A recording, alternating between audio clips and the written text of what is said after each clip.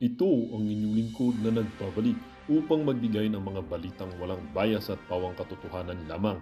Ito ang Bayang Pinas. Ngunit bagong lahat, kung bago ka pa lamang sa ating channel ay syempre huwag mong kakalimutan na mag-subscribe muna, pindutin ang notification bell at piliin ang all upang lagi kang maging updated sa ating mga bagong videos na ina-upload araw-araw.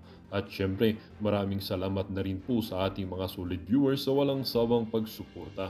Huwag na huwag rin din pong kakalimutang mag-iwan ng like at i-share ang ating mga videos upang maging aware din ng ibang tao sa kung anong nangyayari sa ating bansa. At kung mayroon ka naman pong opinion or di kaya hinaing, ang ating comment section po ay bukas para sa inyong mga saloobin. Laging tandaan, bilang residente ng bansang Pilipinas, ang ating opinion ay dapat marinig at mapakinggan. Ito na nga mga kaibigan, atin nang panoorin ang kabuuan ng video.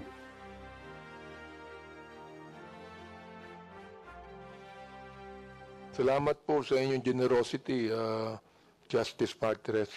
I'm so glad that you mentioned that. Pagkatapos po ng inyong stint sa Ombudsman, pwede na kayo maging preacher. Welcome po. I would welcome you to be a preacher. Anyway, I'd like to recognize Representative Mark Go of the majority, please. Minority. Thank you. Minority, okay. Minority muna. Deputy Minority Leader Franz Castro, muntin na kitang makalimutan. Oo.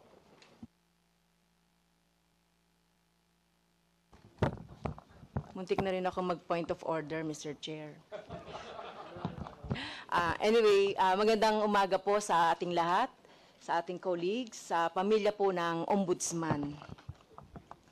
Okay, so ang tanong ko po first ay yung tungkol po sa confidential fund. Okay, so sa confidential fund po, Mr. Chair, from 2016 to 2024. So, mapapansin po natin yung confidential fund na appropriated ay like 20 million in 2016. Actual obligation is 8 million. 2017, 20 million. Obligation is 14 million. 2018, 20 million. Actual obligation is 13.4 million. 2019, 33.7 million.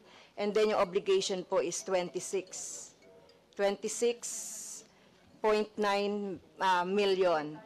So, kung babanggitin ko pa po yung iba, no, 2021, confidential fund is 33.7 million, o actual obligation is 13 million.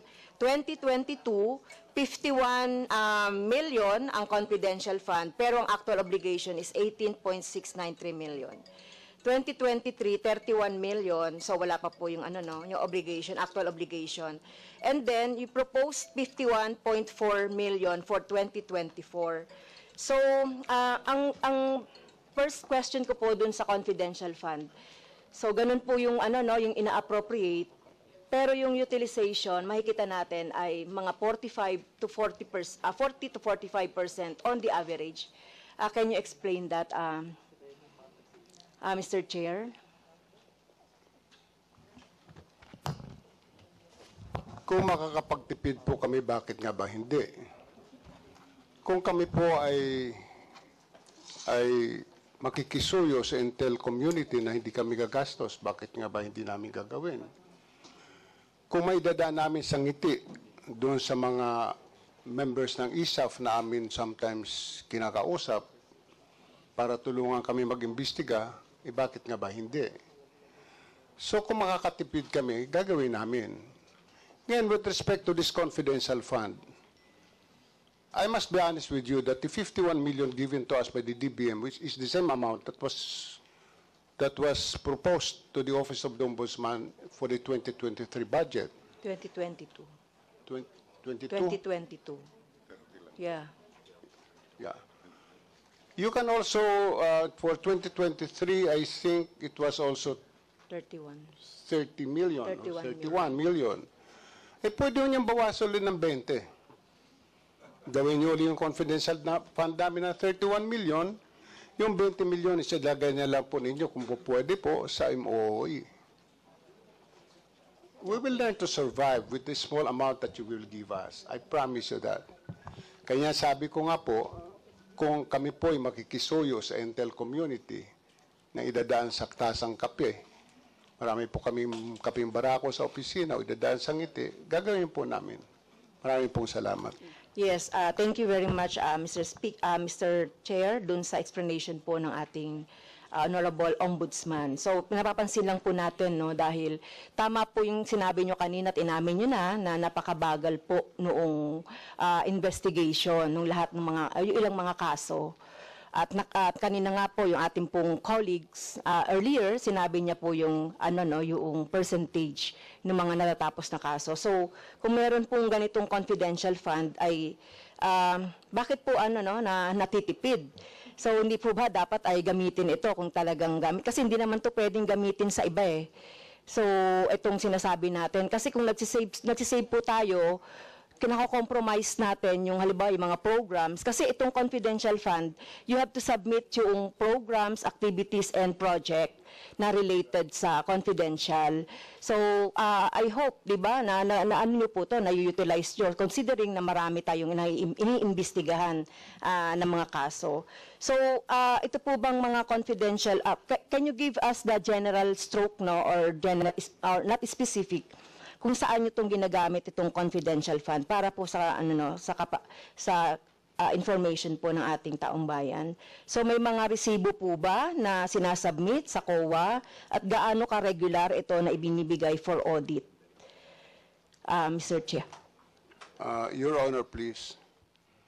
Pag na-require niyo po ang isang ahensya ng gobyerno na may confidential fund na mag-submit ng resibo, ay hindi na ho confidential fund yun. Kasi Mr. Chair, gusto ko lang pong gusto ko lang pong doon. Kasi nire-require po yon ng joint circular.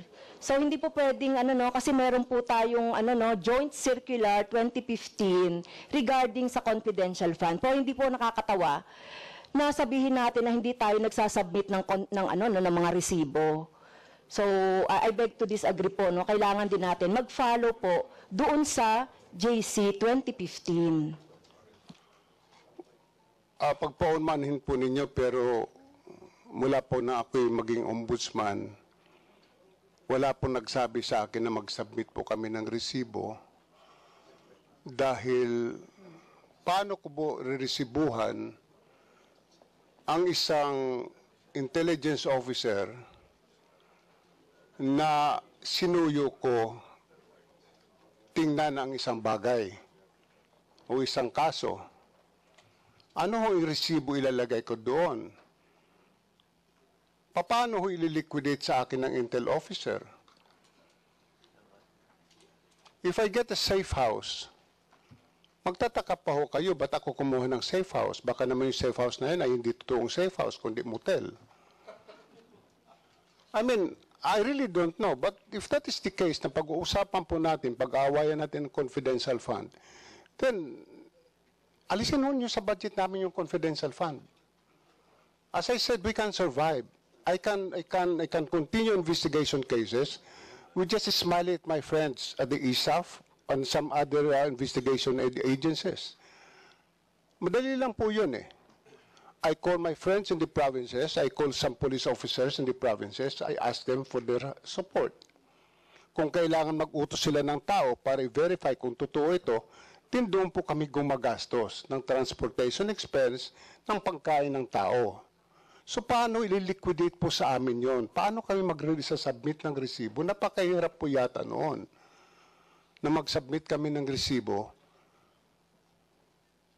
At siguro wala namang papayag din sa amin na Intel officer na pag binigyan ko ng 50,000 pesos o i-liquidate mo sa akin, na tuwing sakay niya ng taxi, kung siya ay may, which I did it before, na pinamanmanan ako isang empleyado ng ombudsman, pinasundan ko, abay, siguro may hirapan yung Intel officer na every now and then, bibigay sa akin yung mga resibo ng gasolina.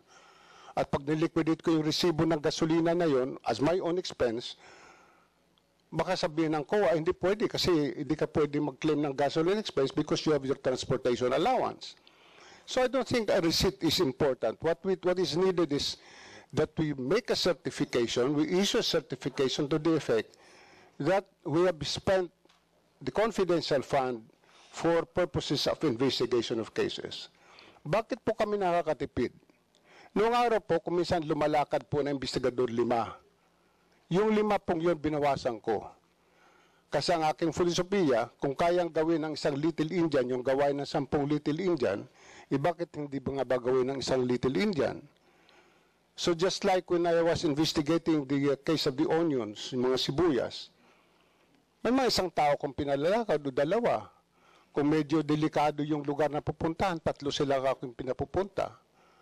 Yun po ang, pero hindi ko sinasabi sa kanila, magbigyan niyo ako ng resibo. Kasi pag sila'y pumupunta rin doon, mayroong mga binabayaran din sila mga tao na sinusuyo yung tao na to gather more evidence for us. Marami pong salamat. Yes, thank you very much po doon sa explanation. Siguro with due respect to our ombudsman, hindi po ito nakakatawa, no? At hindi ito pwedeng sabihin na walang resibo dahil taon-taon po nakikita natin tumataas ang confidential fund. So kung ganyan po yung sinasabi ninyo, so baka ma-encourage ang mga lahat ng government offices na gumamit na lang ng confidential fund kung wala naman itong resibo. Kaya nga po meron tayong circular na dapat pong sundan ng ating lahat ng mga agencies. And ako personally, kung talagang mga investigation, yung ombudsman, pwede rin tayo dapat na mag-ano ng confidential, pero dapat with the proper liquidation ng mga ganito. Kasi kung sasabihin niyo na kahit wala na kaming confidential fund, so it's all right, mailagay yan doon sa dapat na paglagyan, katulad na sinasabi niyo kanina, and other services. But to remind the ombudsman, dapat po maging observe natin yung due diligence at saka dun sa paggamit nitong confidential fund. So yun lang po. At saka yung savings, pag sinasabi po natin na savings, yun nga po yung ginagawa, minsan nagdududa kami, maraming mga PS na hindi naman nagagamit, nagsisave sila and so on. Kaya dapat magamit po ito. So, yung next po ay tungkol doon sa Memorandum Circular number 1 as regards to the submission ng mga SALN. So, nagsasubmit po ba ng SALN ang Presidente at Vice President? Yes, Lately, Your Honor. okay. Thank you po. Yes, Your Honor. The President, I think President Ferdinand Marcos Jr. and Vice President Sara Duterte has submitted their Okay. SALN. Thank you for the information. Doon po sa Memorandum Circular number 1, Section 6, lifestyle check, even without SALN. So, how often po nagko-conduct ang ombudsman ng mga lifestyle check po? So, have you conducted lately ng mga lifestyle check po sa ating mga official and government employees po? With all due respect, Your Honor, mayroon lang po sana akong gustong itanong eh. Mayroon po bang batas na nag-require na mag-conduct ng lifestyle check? Nagka-conduct po kami ng lifestyle check in connection with cases that we're investigating. Nagka-conduct po kami ng lifestyle check pag file ng kaso for unexplained wealth. Nagka-conduct po kami ng lifestyle check nang hindi na namin kailangan i-publicize pa that we're conducting a lifestyle check on this particular government official or employee. But the only question is, what law has been violated? The law on lifestyle check, where there is none? Or shall we proceed to forfeiture when we find that the properties of this particular government official or employee is not commensurate to his salary, which again is debatable. Marami po sa ating maraming pera o maraming ari-arian na maring not commensurate sa kanyang income. Pero lingid sa ating kaalaman, yung asawa ay nagdinegosyo. Lingid sa ating kaalaman ay nagbabayad naman pala ng tamang buwis. But para sabihin na nagla-lifestyle check kami at ito'y ipangalandakan namin sa publiko, hindi po namin gagawin yon. We will conduct our investigation discreetly. I must admit we are now conducting some lifestyle check on some government officials, but I cannot say sino po sa kanila. Yes, thank you po. Hindi ko naman po sinasabi na sasabihin niyo. Tinatanong ko lang po kung I'd nagaganap like to yung... remind Yes, thank you, Congresswoman Mr. Franz, Mr. Chair. Last na po ito. Okay. So hindi ko naman po sinasabi na sabihin niyo kung sino po yung lifestyle check niyo po. Kasi it is in your memorandum po na on Memorandum Circular number 1, Section 6. So, yun lang po, Mr. Chair, at maraming salamat po sa ating Ombudsman. Thank you, Congresswoman Franz Castro. I would expect later on, ikaw na mag-terminate sa minority ng budget ng Ombudsman. Hindi pa. Anyway, I'd like to call Representative Mark Go for his interpellation. Thank you very much, Mr. Chair. Ating pong Ombudsman Samuel Martires at sa mga ibang kawani ng Ombudsman. Habang sumasagot po si Ombudsman Martires, ako po'y talagang nakikinig at ako po'y natouch sa kanyang mga very candid at makadiyos na sagot sa ating pong mga katanungan. At dahil po dito, ako po'y naniniwala sa kanyang binanggit na kailangan natin talagang yung God values formation sa pagsugpod ng korupsyon sa ating bansa. It all starts from us, from our people. Kaya kailangan po natin siguro, dahil ako po nasa Committee on Higher and Technical Education, titignan ko po ito kung pwede po tayong gumawa ng educational na batas na ang pagtuturo ng isang God or yung values centered on God should be included not only in the higher education curricula but also in the basic education. Napakahalaga po nito. It should be self-driven among us and among the people who will pursue a move against this corruption. Pangalawa po, gusto ko pong suportahan yung nabanggit ng ating Deputy Ombudsman Chua na kailangan isama natin as special provision dito po sa ating GA, yung provision na yung income na masisave ng ating Ombudsman ay magamit nila sa kanilang ibang mga proyekto within the agency, no? At pangalawa, yung bigyan ng kapangyarihan ang ating pong Ombudsman na na-restructure yung opisina para po maging epektibo. Ako po ay naniniwala na kailangan hindi lamang tama yung paggastos ng budget, kundi maging episyente. Kaya kung may savings ang departamento, dapat i-praise pa nga natin kung talagang may savings dahil they did a lot of efforts in reducing their costs in their operation. At yun ay magamit sa ibang bagay na makakatulong sa ating bansa. Doon naman po sa issue ng mga abogado, meron po ba tayong problema sa pag-hire ng mga abogado dito sa ating bansa? Kasi ang gusto po niyong gawin ay doblein ang mga abogado sa Ombudsman Office. Sa palagay po ninyo, ito po'y marirealize po ninyo sa susunod na taon or this year, yung pong pag-hire ng more than 400 lawyers na inyong nabanggit, Mr. Chair. Yeah. Marami pong salamat, Congressman Mark Go.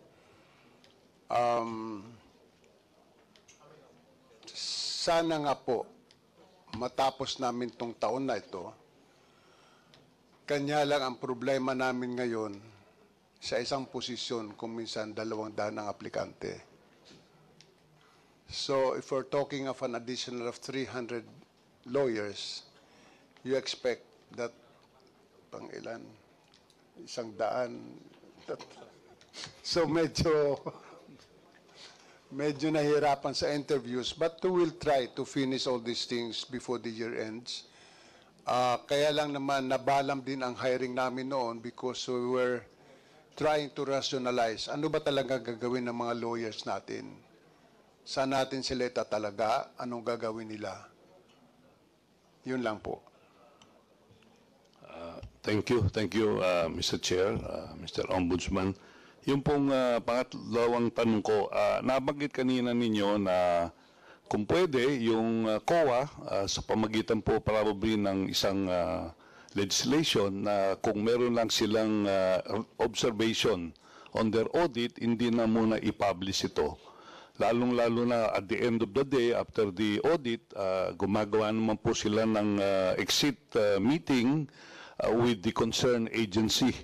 Ito po talaga palagay ko tama kasi po ako'y galing sa pribadong organisasyon, ganun po ang ginagawa ng mga external auditor namin. After the audit is done, they do an exit meeting with us and discuss yung mga observations nila that should be addressed by the concerned agency.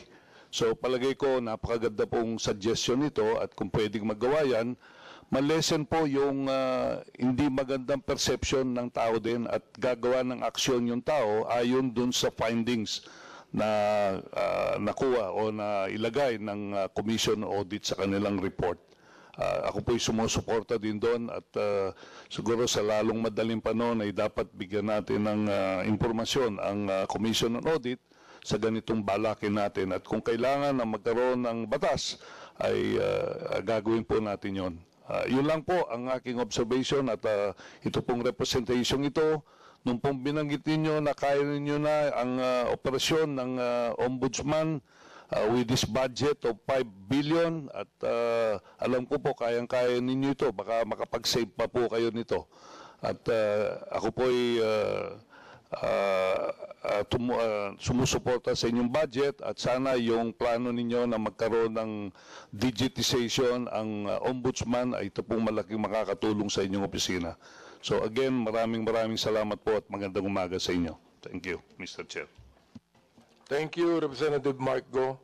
Sabi ko na sa inyo, justice, pwede na kayong maging preacher. Natouch po si Representative Marco sa sinabi nyo. Marami pong salamat. Okay. Anyway, I'd like now to recognize, wala na po tayo minority dito. Mamaya may second round pang isa. But I'd like to recognize Vice Chair Jojo Lara, please. Thank you very much, Agyaman po, Chairman. Naimbaga-bigat po, Justice, sa ating pong lahat na nandito ngayong umaga. Good morning po. Gusto ko lang din po ngayon manifest ang aking suporta sa dinudulog na budget ng Ombudsman at ganoon din ng Ombudsman family. Ito, may konting liliwanagin lang po ako kay Ombudsman, Apo. Ako po yan naniniwala dun din sa sinabi ninyo kanina, sumasang-ayon po ako. And I echo yung sinabi nyo na kailangan na innate sa tao yung maayos na value mula sa pagkabata hanggang sa pagtanda. Kasi yun ang talaga naman magiging gabay natin sa pang-araw-araw na buhay natin. So, yung mga nabanggit nyo po kanina, no po, na mga pangyayari o mga kasagutan, ay nabanggit nyo po na post-remedy po lahat itong mga ginagawa natin. No, lalong-lalo na kung may paglabag po sa lahat ng mga batas na naindyan na.